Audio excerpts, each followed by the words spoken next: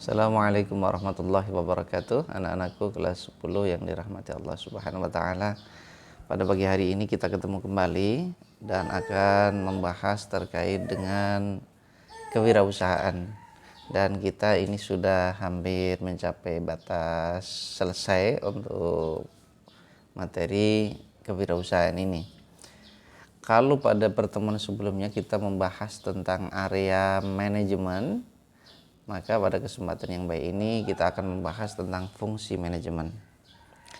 Ada beberapa fungsi manajemen yang dapat kita identifikasi. Manajemen atau pengelolaan ini memiliki beberapa fungsi. Yang pertama adalah fungsi perencanaan, yang kedua adalah fungsi pengorganisasian, yang ketiga adalah penentuan personalia, yang keempat adalah pengarahan, dan yang kelima adalah pengendalian. Jadi manajemen itu sendiri dilakukan mulai dari tahap yang pertama, yaitu sebelum melakukan, yaitu melalui perencanaan, sampai dengan tahapan yang paling akhir, yaitu pengendalian. Maka dari itu mari kita pelajari satu persatu. Bahwa manajemen memiliki fungsi perencanaan, pengidentifikasian tujuan-tujuan dan cara-cara alternatif untuk mencapai tujuan itu sendiri. Yang dimaksud dengan perencanaan itu adalah mengidentifikasi apa ini tujuan daripada manajemen ini, apa ini. Kalau sekolah itu di-manage, dikelola, itu kan memiliki tujuan-tujuan untuk sekolah. Kalau sekolah ini adalah sebuah usaha.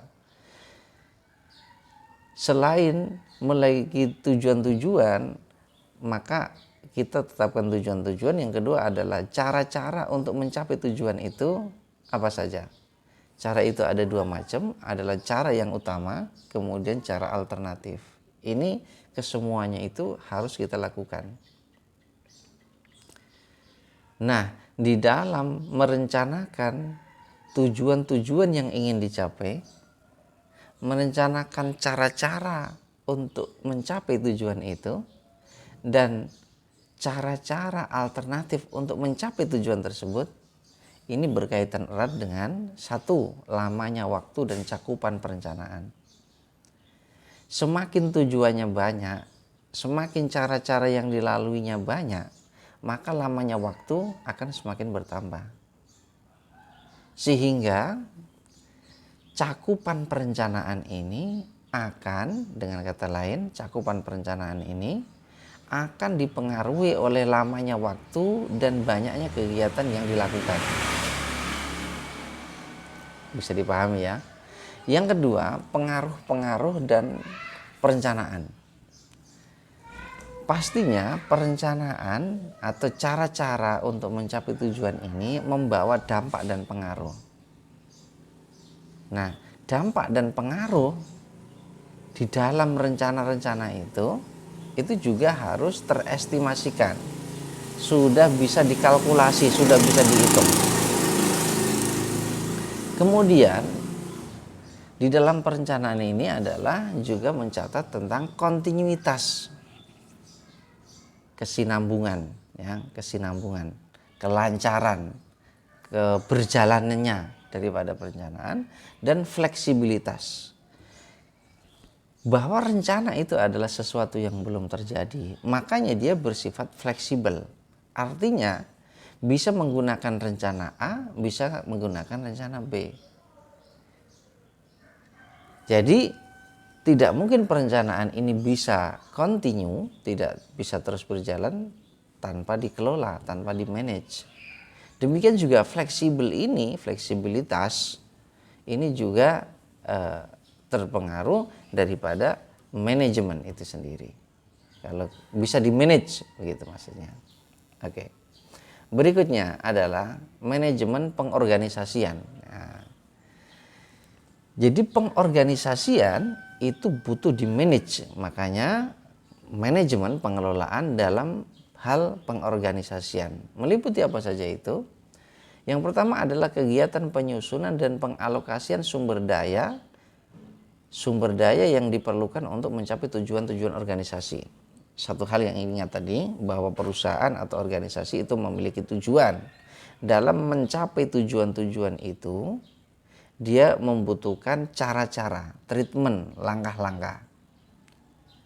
Kemudian selain itu, yang melakukan langkah-langkah itu adalah manusia. Itu disebut dengan sumber daya manusianya.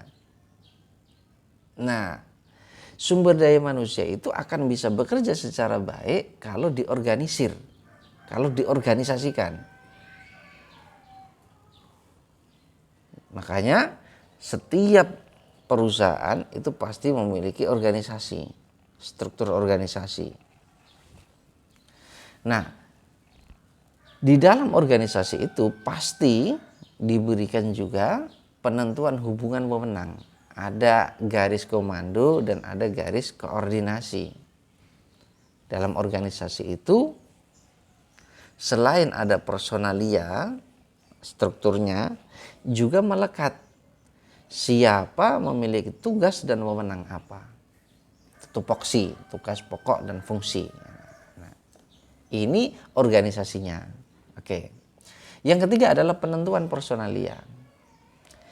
Setiap struktur itu harus diisi orang-orang. Yang tujuan daripada personalia, staffing atau orang-orangnya ini ditentukan adalah untuk mengelola bagaimana berusaha menentukan orang-orang yang tepat dengan sesuai dengan kebutuhan organisasi. Jadi organisasi itu kan mulai dari manajer atau ketua, kemudian pembantu sampai dengan seksi-seksi misalkan. Ini adalah di-manage supaya diisi oleh orang yang tepat. Jadi kalau orangnya ini suka di bagian lapangan atau pemasaran, maka ditempatkan bagian pemasaran. Oh, kalau dia itu adalah paham tentang administrasi, maka dia ditaruh di administrasi. Jadi itu namanya penentuan personalia. Ini harus di-manage, harus dikelola. Kemudian bagaimana cara supaya mempertahankan mereka. Ini dikelola supaya mereka itu bisa bertahan dan sesuai dengan tugas dan fungsi. Pokoknya bukan malah tugasnya A malah ngurusi B. Ini berarti sudah melenceng, ya. Supaya mempertahankan mereka sesuai dengan tempat dan tugasnya masing-masing. Kemudian yang keempat adalah manajemen directing, mengarahkan. Terkait dengan manajemen ini, mengarahkan ini adalah tujuannya adalah untuk di-manage supaya di dalam kepemimpinan ini baik. Supaya dalam kepemimpinan baik. Kemudian di-manage, dikelola untuk mengembangkan suasana iklim kerja yang baik. Yang tadinya iklim kerja biasa adem-adem saja supaya menjadi hangat, supaya menjadi nyambung, lebih suasana lebih hidup misalkan. Kemudian juga tujuan yang ketiga adalah pengarahan ini dikelola dengan tujuan memotivasi karyawan agar setiap hari itu meningkat produktivitasnya. Lebih baik, hari ini lebih baik daripada kemarin, kemudian hari besok harus lebih baik sehingga grafiknya meningkat. Kalau motivasinya itu bagus karena dikelola, kemudian iklim kerjanya bagus, kemudian cara kepemimpinannya bagus, nah ini biasanya hasil tidak mengkhianati daripada proses, hasilnya pun akan bagus. Yang kelima adalah memanage pengendalian. Apa tujuannya adalah memanage pengendalian ini adalah untuk menentukan standar. Jadi orang kerja itu harus punya standar. Seorang dikatakan kerjanya tidak baik kalau dia di bawah standar capaian. Kalau dia melebihi standar berarti bagus. Itu harus ada standarnya, harus ada tolak ukurnya. Kalau itu tidak ada tolak ukurnya repot sekali. Kita kerja apapun bisa dikatakan jelek karena tidak ada standarnya. Jadi harus ditentukan standar pengendaliannya. Yang kedua, mengukur kinerja yang sebenarnya. Jadi mengukur kinerja bukan dari hasil laporan, tetapi hasil produk, hasil kerja. Nah, ini mengukur kinerja yang sebenarnya. Jadi bukan hanya diplomasi, hanya laporannya saja, katanya saja tidak, tetapi memang betul kinerja itu bisa diukur, begitu. Baik itu secara kuantitas maupun secara kualitas. Kemudian yang ketiga adalah menganalisa hasil. Hasil yang ada itu harus dianalisa. Oh, hasil meningkat, karena apanya yang meningkat misalkan.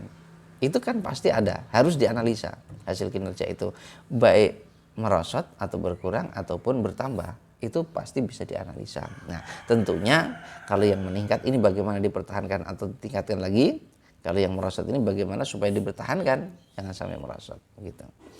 Kemudian yang keempat terakhir, melakukan koreksi apabila diperlukan.